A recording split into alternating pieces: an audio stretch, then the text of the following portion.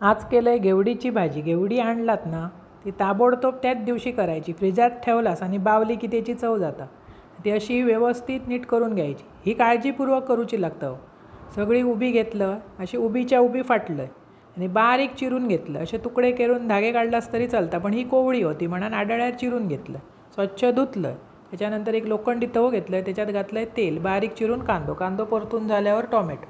अशी भाजी करून बघा, अप्रतिम चव येता आणि चमचमीत हो जरा.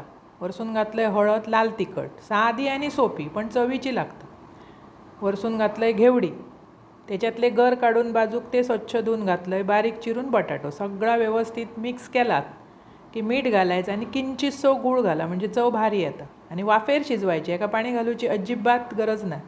आणि ती कोवळी असल्या कारणान पटकन झाकून शिजता. दोनदा मात्र ढवळा, नाही तर तव्याक ती लागतली. व्यवस्थित शिजान येलो बटाटो आणि त्याच्यातले गर की खोबरा घाला. अशी भाजी करा, खावा, आवडतली तुमका. एकदम भारी लागता चपाती भाकरे बरोबर.